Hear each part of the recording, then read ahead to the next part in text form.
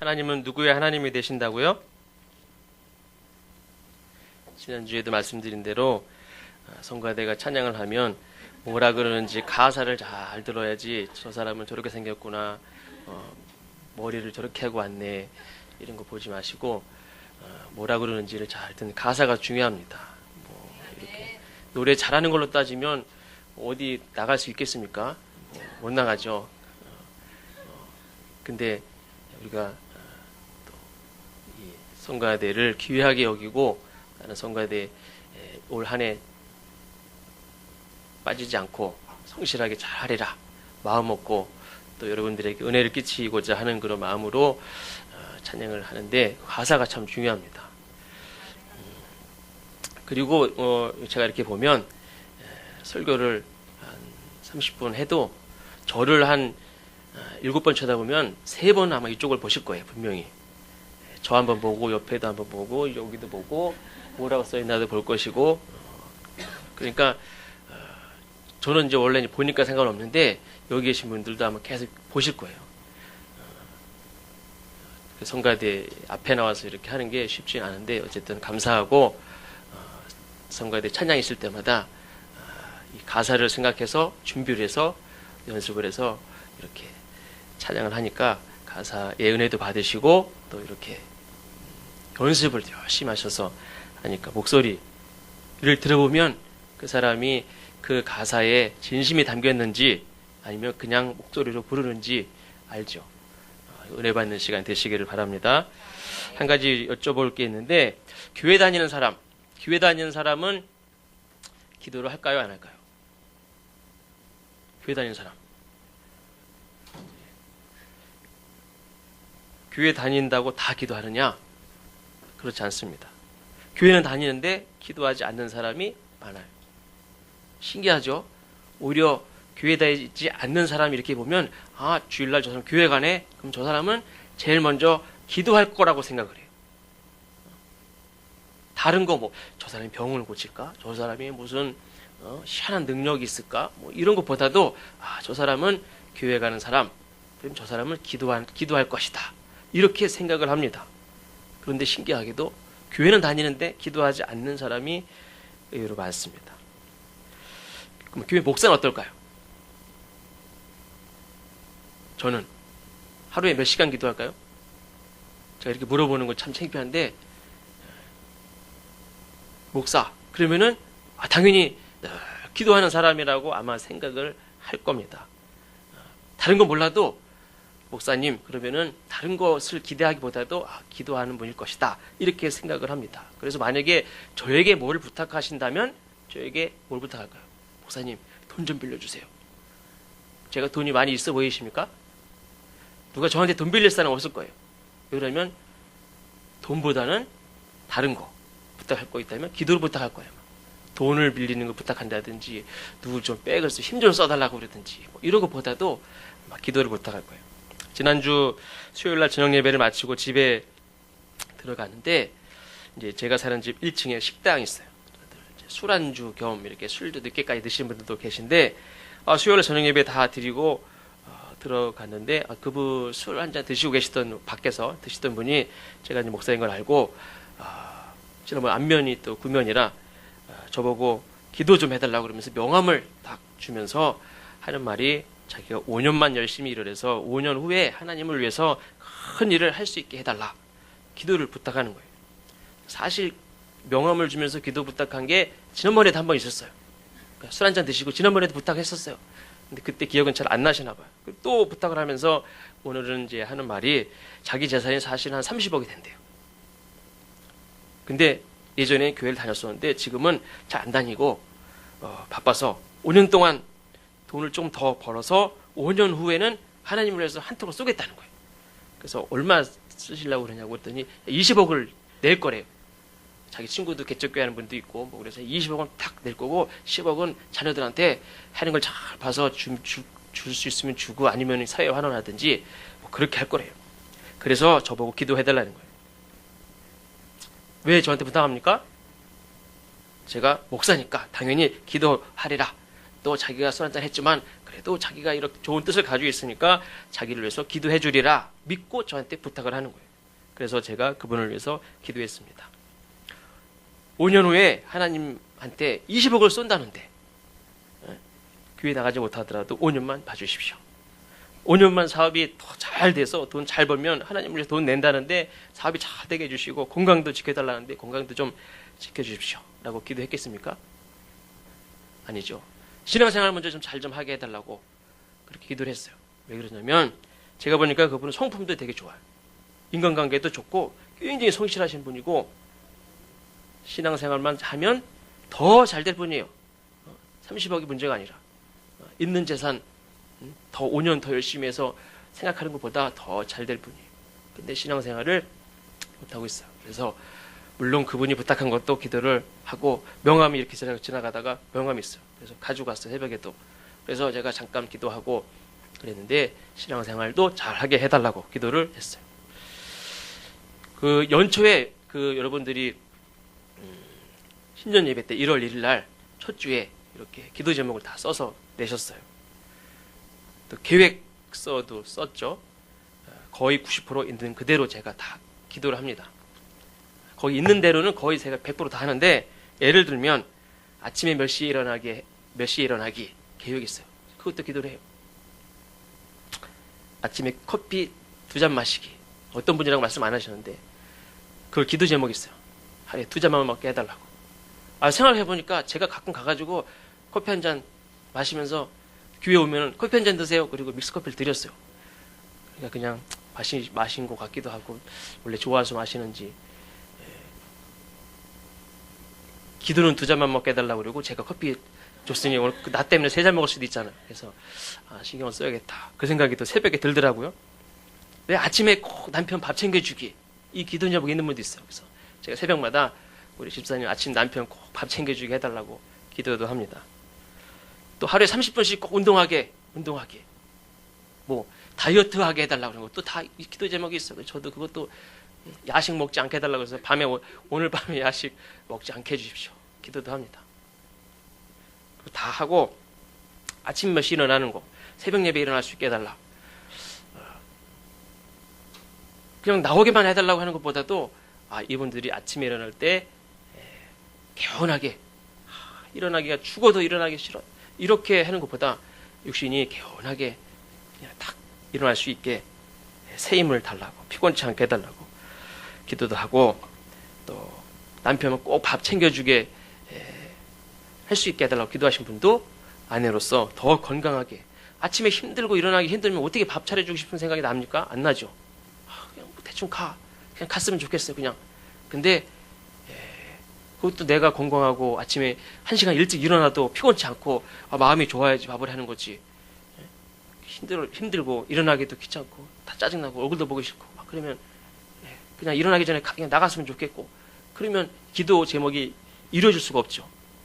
그래서 저는 기도를 아침에 일어날 때 피곤치 않고 건강하게 해달라고 그 아내가 먼저 건강하고 마음이 평안하고 그래야지 밥을 차려주든지 말든지 할 거 아니에요. 어떤 분들은 뭐 남편이 다 밥 차려놓고 나간다면서요? 그런 집이 있는지 진짜 모르겠지만 또 미혼인 청년들도 있어요. 근데 이분들은 어떤 집사님들은 우리 청년들 결혼 배우자를 위해서 기도해요. 그러니까 근데 당사자들은 또 안 하더라고요. 그래서 기도하신 분들도 계시고 저도 같이 기도해요. 본인은 안 해도. 어쨌든 교회 다니는 사람은 당연히 기도한다고 생각하겠지만 의외로 매일매일 기도하는 사람이 적어요. 심지어 문제가 생겼음에도 불구하고 어려운 일을 당했음에도 불구하고 하나님은 구하라, 두드려라, 찾아라. 그러면 주실 것이다, 열릴 것이다, 찾게 하실 것이다 약속을 했어요. 언제든지 어려움이 있으면 나 찾아와. 내가 해줄게. 그런데 안 찾아간단 말이에요. 기도할 생각조차도 못해요. 그럼 기도를 하되 이왕이면 하나님께도 구해놓고 부처님한테도 해놓고 공자님한테도 해놓고 이렇게 해놓으면 어떨까요? 만약을 위해서 여러 군데 얘기를 해놓는 게 좋지 않겠습니까? 네, 그렇지 않죠. 왜 그러냐면 인간관계에도 보면 난 너만 믿어. 꼭 도와줘. 해놓고 알고 보니까 딴 데 가서 이렇게 다 여러 군데 얘기해놨어요. 그거 알면 별로 기분이 안 좋아요. 너 믿는 구석이 다 있으면서 뭐 나한테 와가지고 네가 알아서 해. 안 도와줘요. 그러면 기도하는 사람은 어떤 유익이 있느냐? 오늘은 이제 VIP 초청 예배를 드리지만 제가 지난주, 지지난주 계속 이어서 하던 말씀을 계속 하는 거예요. 그리고 오늘 이렇게 초청 예배를 드렸지만 죄송하지만 저희가 뭐 특별히 무슨 순서를 준비했다든지 무슨 뭐 식사를 뭐 특별히 뭐 더 맛있는 걸 준비했다든지 이런 게 없어요, 사실은. 우리는 이렇게 예배 드립니다. 있는 모습 그대로 사실 한 거예요. 청소도 뭐 대청소를 했느냐? 대청소 안 하고 그냥 일주일에 한 번 하듯이 청소 그냥 하고 우리 있는 모습 그대로 예배를 드리고 사실 있습니다. 오늘 예배도 말씀도 사실은 지난주에 이어서 계속 기도에 대한 말씀을 하고 있는데 기도하는 사람은 어떤 유익이 있느냐? 시험이 있을 때에 거기서 넘어지거나 실패하거나 패하지 않고 승리할 수 있습니다. 인간관계에서는 우리가 양보할 때도 있고 져주는 것도 사실은 필요합니다. 어른들은 자녀들한테 야 어릴 때 지는 게 이기는 거야. 막 싸우지 마. 지는 게 이기는 거야. 이렇게 얘기하지만 어른들은 지는 걸 싫어해요. 저는 고스톱을 잘 못해요. 그림 맞추는 것도 잘 맞추고 가르쳐준다고 그래서 이렇게 그림을 맞추면 빨리 해 좀 빨리 좀 해. 또 어디 갔냐 막 그래요. 그럼 잠깐만 그러면 이제 저 쌀이끼리 맞히고 또 뭐는 잘 몰라요. 이렇게 맞춰요. 근데 고스톱을 하는 분들 보니까 고스톱을 해도 한 100원이라도 따야 좋지 50원이라도 잃으면 괜히 막 짜증이 나요. 짜증을 내요. 제가 양평군 용문면 망릉리에서 첫 목회를 했는데 어느 겨울에 연세가 한 80쯤 되신 마을 할머니가 아침 드시고 분명히 한 10시쯤 내려갔다가 4시쯤 올라와요.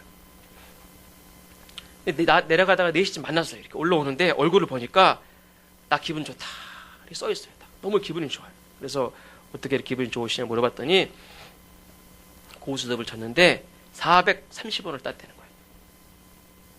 점 10을 쳤는데 430을 땄다는 거예요. 얼마나 기분 좋은지 그 할머니 그러면 짜장면 한 그릇 사셔 이렇게 얘기해도 아마 살 것 같아요. 짜장면 한 그릇이 훨씬 많죠. 근데 그 기분은 430원 땄는데 엄청 그것도 아침 10시부터 점심 먹고 4시까지 해가지고 단돈 10원도 안 잃고 430원을 땄으니 그냥 이게 툭 해가지고 그냥 좋아가지고 이거를 손에 들고 와요. 그래서 이게 뭐냐 그랬더니 딴 거예요. 10원짜리다. 너무너무 좋아하셔요. 이분이 얼마나 사시겠습니까? 남은 여생 얼마 안 남았어요. 그런데 평생 고생도 많이 하고 울기도 많이 울고 힘들었을 텐데 남은 여생 이렇게 오늘같이만 기분이 좋으면 참 좋겠다 할 정도로 그렇게 기분이 막 좋아하시더라고요. 근데 이 할머니가 맨날 따겠습니까? 그 다음 날인가 언제 며칠 있다가 올라오는데 기분이 안 좋아요. 보니까 돈을 잃었어요.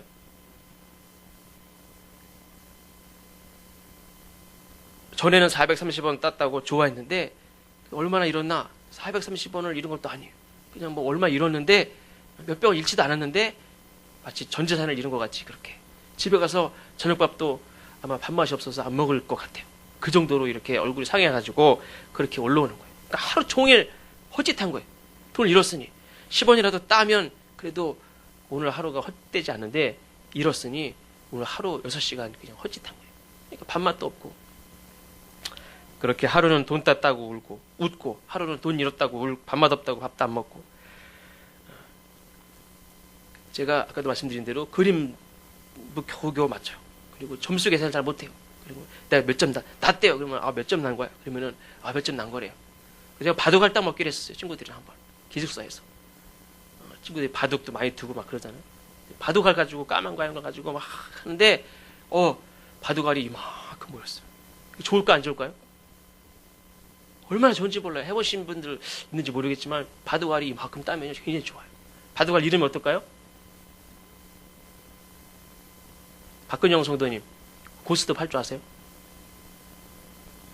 그림만 맞출 줄 알아요? 나랑 비슷한가 본데. 바둑알을 이만큼 땄어요. 바둑알 따먹게 해가지고. 바둑알 따면은 좋을까 안 좋을까요? 그림 맞추는 사람이라 잘 모르나 보다. 바둑알을 따면요 이만큼 따면 진짜 좋아요. 근데 그 바둑알 어떻습니까? 조금 있다가 통에다 다 넣어서 정리해서 없어져요. 그런데도 이만큼 가지고 있으면 좋아요. 건강 고스톱 어떻습니까? 건강검사도 뭐 건강을 위해서 하지만 어쨌든 바둑알 이만큼 가지고 있어도 막 좋아요. 근데 우리가 바둑알 따먹게 할 때는 져도 돼요. 고스톱 뭐 점십을 치면 좀 이러면 좀 어때요?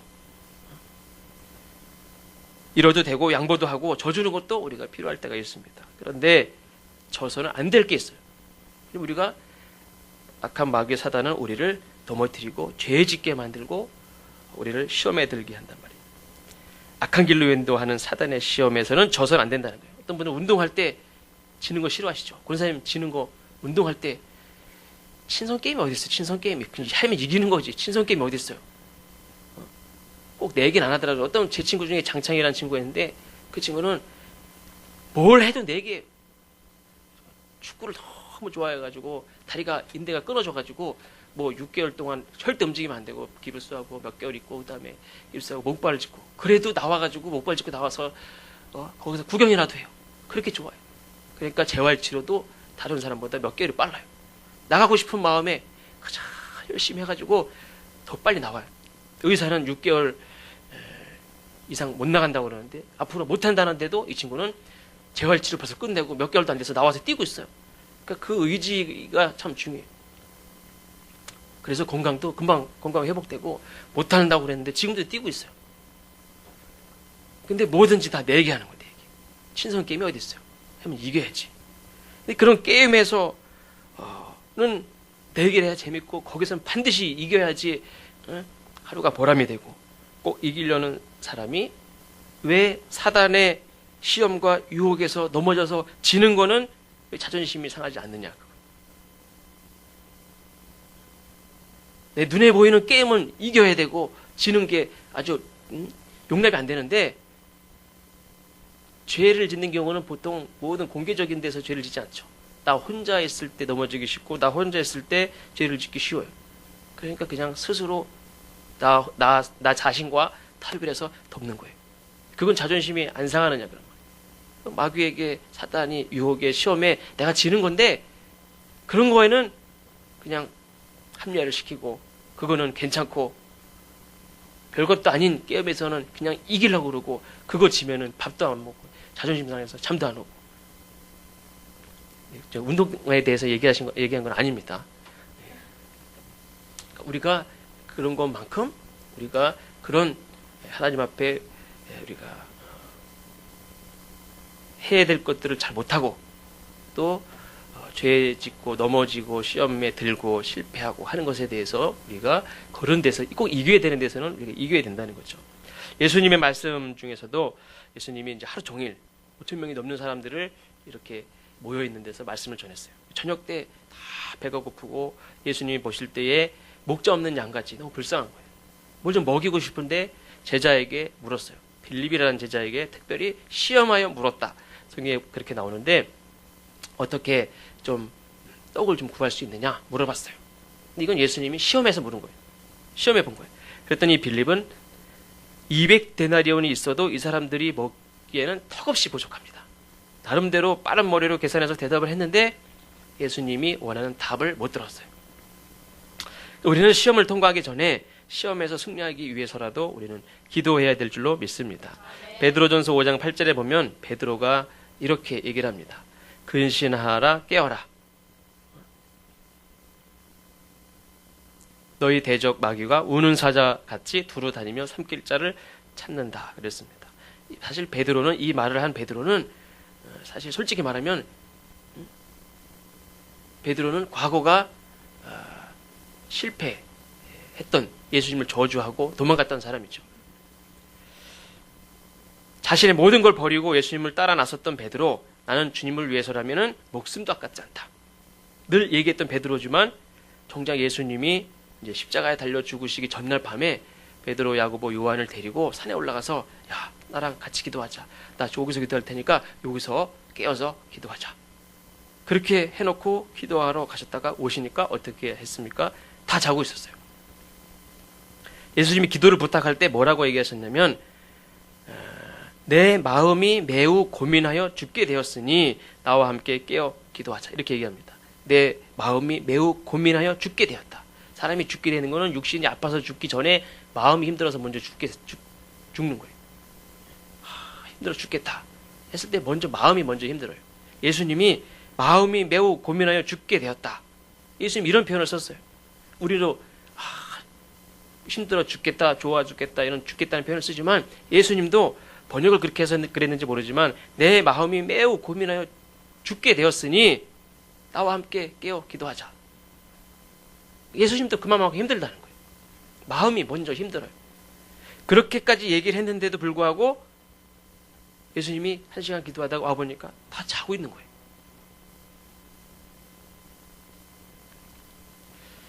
베드로는 피곤하다는 이유로 깨우면 자고 기도해라. 그리고 와서 보니까 또 자고. 그 결과가 어떻습니까? 그 다음날 목숨도 바치겠다고 자기는 자기의 모든 것을 주님을 위해 바쳤다고 자신만만하게 얘기했던 그 베드로가 예수님을 저주하면서 배신하고 떠나가죠. 근데 이 저주하고 예수님을 떠나가는 도망가는 그 상황은 순식간에 일어나요. 나중에 자기도 내가 무슨 짓을 했는지 모르는 그런 상황. 순식간에 베드로는 그만 자기의 모든 것을 걸었던 자기 인생을 다 걸었어요. 예수님한테 다 걸었던 그 예수님 자기 스승을 자기도 모르는 사이에 배신하고 도망간 거예요. 정신 차리고 보니까 자기 모습이 보여요. 내가 지금 무슨 짓을 한 건가. 그리고 한없이 통곡을 하죠. 그럼 어떻게 합니까? 이미 문은 엎질러졌어요. 근데 베드로만이 아니죠. 가룟 유다라는 사람도 더 나가서 이 사람은 아예 은 30냥을 받고 자기 스승을 팔았죠.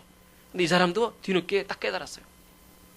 뒤늦게 후회하면서 그 돈을 가지고 찾아가 다시. 그러지만 그것을 받아주지 않아요. 끝났어 계약. 가룟 유다는 죄책감에 어떻게 합니까? 돈을 확 던지고 그냥 죽어버려요. 목숨을 끊어버려요.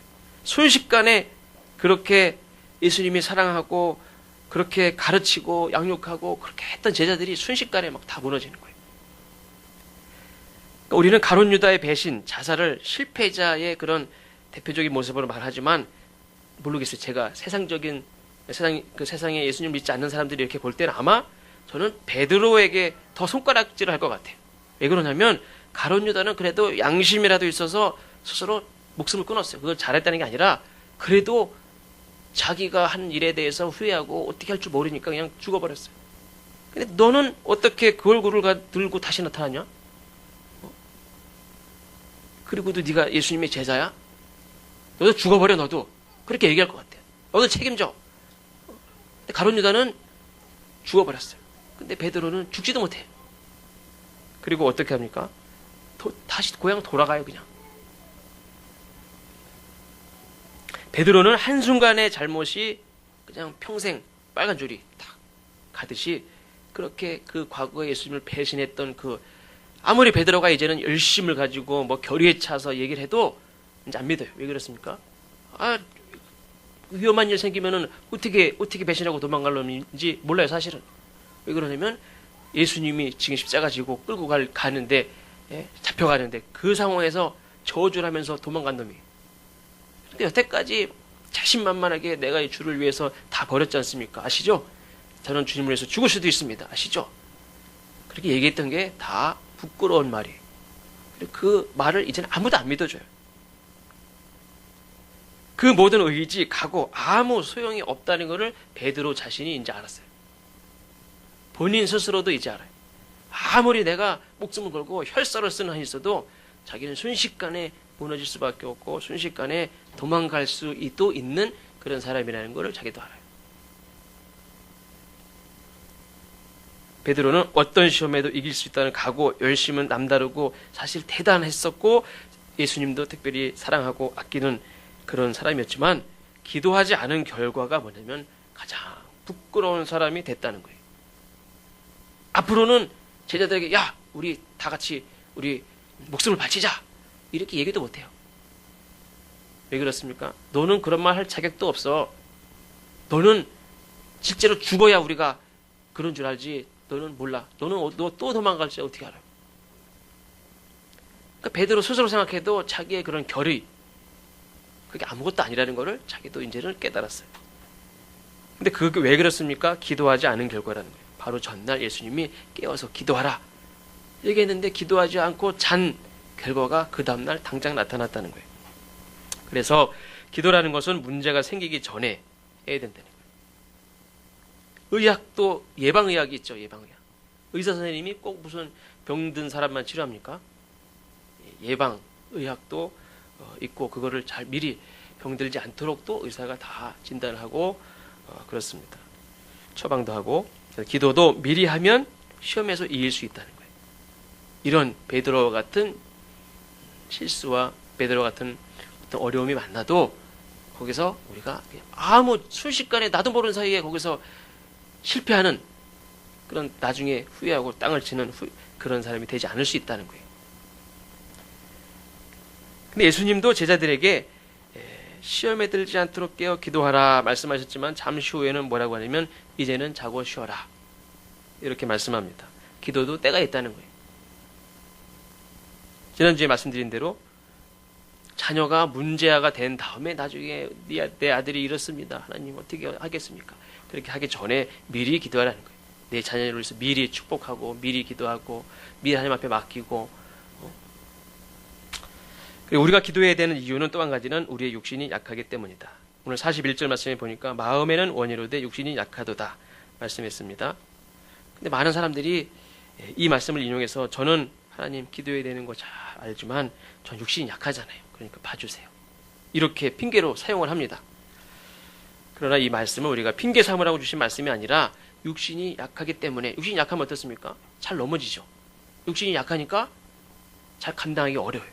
육신이 약하니까 누가 밀어도 잘 넘어져요. 육신이 약하니까 시험에 들기도 쉽단 말이에요.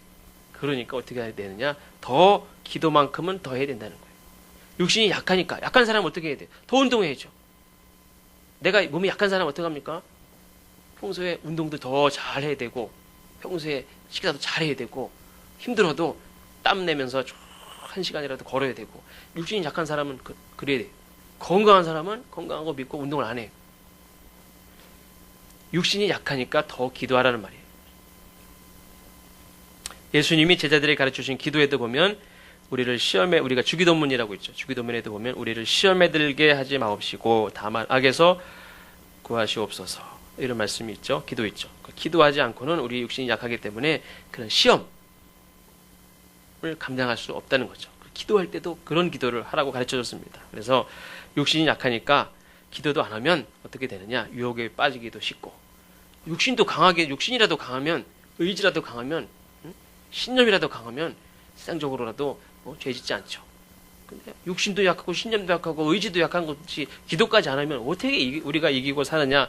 그런 말이죠. 늘 깨어서 하나님의 뜻을 구하고 하나님의 뜻대로 순종할 수 있도록 지혜도 구하고 도움을 구하는 사람은 정작 시험이 있을 때, 유혹이 있을 때도 넘어지지 않을 수 있다. 누가 시험에 드느냐? 피곤하다고 기도하지 않는 사람. 그 사람은, 다른 사람은 아무도 안 넘어지는 걸 그 사람은 걸려 넘어진단 말이에요. 몸이 이렇게 약하면, 몸이 약하고 연세가 많이 들고 이렇게 80이 넘고 90이 다 되고 할머니도 어떻습니까? 요만한 문지방에도 걸려 넘어진단 말이에요. 나이가 많고 적음에 따라 상관없이 우리가 늘 기도하는 삶을 살면 다른 사람은 넘어지는 것도 우리는 넘어지지 않을 수 있다는 거죠. 힘들어도 기도만큼은 해야 된다는 거예요. 어떤 사람이, 마지막으로 말씀드릴게요. 어떤 교회 사모님이 교통사고가 나서 다리가 부러져서 6개월 동안 이 통기부스를 했어요. 통기부스를. 6개월 만에 이 깁스를 다 톱으로 잘라서 다 띄고 뼈는 붙었는데 뭐가 문제입니까? 다리가 안 움직여요. 뼈는 붙었는데 그럼 어떻게 해야 됩니까? 그때부터 다리를 이제 움직여야 돼. 이렇게 다리를 꼬부리기 시작하는 거예요. 이제. 근데 문제가 뭐냐면 다리 부러져서 이렇게 6개월 동안 있는 것도 힘들었는데 다리를 이제 간호사들이 다리를 이제 꺾는 거예요. 이제. 다리를 빨리 꺾어야 됩니다. 이렇게 꺾고 막 죽겠다고 하지 말라고 하지 않으면 어떻습니까? 앞으로 못 걷는, 안 걸을 거예요. 이제 앞으로 걸으려면 어떻게 해야 돼요? 다리를 꺾어야죠. 이 얘기를 듣고선 간호사들은 다 예쁘고 섬세하고 그런 줄 알았어요. 근데 정형외과 간호사들은 무식하대. 제발 가면 제발 해도 막 꺾는데요. 막. 그래서 진짜 힘도 세고 무섭고 봐주지도 않고 하나도 안 봐준대요. 막 눈물을 줄줄 흘려도 막 꺾는데요. 왔으니까 꺾어야 다리가 점점 다리가 펴지고 근육이 움직이고 그래야 걷지. 이거 뭐하러 왔어요? 아프다고 다리를 안 꺾으면 못 걷는 거예요. 평생 뻗정다리로 살든지 뭐 그러는 거죠. 그러니까 빨리 6개월은 어쩔 수 없이 붙느라고 있었지만 그래도 빨리 더 시간 가기 전에 자꾸 다리를 꺾어야 걸을 수 있단 말이에요. 아무리 아파도 꺾어야 돼. 재활치료를 하지 않으면 뼈는 붙었을지 모르지만 걸어 다니지 못해요. 걸어 다니고 싶으면 아파도 피곤해도 눈물이 나도 막 꺾고 몸을 풀고 그래야 남들처럼 같이 나중엔 걸을 수도 있고 뛸 수도 있다는 거예요. 기도도 마찬가지. 힘들어도 아파도 시간이 없어도 피곤해 죽을 것 같아도 그냥 새벽에 못 나오시면 그냥 아침에 딱 일어나서 이불에서 그냥 탁 엎어져서 하나님 이라도 해야 돼. 그래야 우리가 시험의 유혹에 넘어지지 않는다는 거예요. 그러니까 시험과 유혹이 어떻게 있다고 그랬습니까? 우는 사자와 같이 삼킬자를 찾는 그런 우리를 넘어뜨리려고 하는 그런 일들이 많단 말이에요. 위험한 일들도 사실은 너무나 많지만 나를 죄짓게 할 수 있는 일들도 많단 말이에요. 그래서 우리가 그래야 돌이킬 수 없는 실수로 인해서 베드로같이 땅을 치고 후회하는 부끄러운 사람이 되지 않는다는 거예요. 그래서 베드로가 근신하라 깨어라 이렇게 얘기한 거는 이 베드로의 경험 속에서 나온 말이에요. 자기가 아무리 예수님 앞에 목숨을 우리 다 함께 죽자 뭐 어떤 제자는 이런 제자들도 있어요. 그거 다 필요 없어요. 순식간에 우리는 도망간단 말이에요. 그러니까 어떤 사람 보고 텔레비전에 어떤 사람이 야 저런 나쁜 놈이 있냐 저런 놈들이 다 있냐 얘기할 것도 없는 거예요. 나도 그 상황이 되면 도망갈지 몰라요. 내가 제일 먼저 도망갈지도 몰라요. 저와 여러분이 세상에서만 남들과 비교해서 이기는 자가 아니라 사단의 시험, 어떤 때 하나님 우리를 시험하신다고 그랬죠. 우리가 시험 앞에 또 감당해야 될 사명 앞에 우리가 실패하는 자가 아니라 승리하는 자가 돼서 당당한 그리스도인이 되시기를 주의 이름으로 축원합니다. 기도하겠습니다. 하나님 감사합니다. 오늘 우리에게 주신 말씀과 같이 바쁘고 힘들고 또 피곤하고 또 어려운 일이 있을수록 더 하나님을 찾고 기도하고 또 경건하게 근신하고 깨어서 하나님의 말씀대로 또 하나님의 뜻이 무엇인지 늘 분별하며 살아갈 수 있는 우리 모두가 되어서 우는 사자와 같이 삼킬자를 찾는 악한 마귀 사단의 시험과 죄의 유혹에 우리가 넘어지거나 실패해서 부끄럽고 또 후회하는 인생이 되지 않도록 하나님들을 도우시고 당당하게 많은 사람들에게 본이 되고 유익을 끼치고 덕을 세울지언정 하나님 부끄러운 자가 되지 않도록 주님 도와주옵소서. 예수님의 이름으로 감사하며 간절히 기도하옵니다.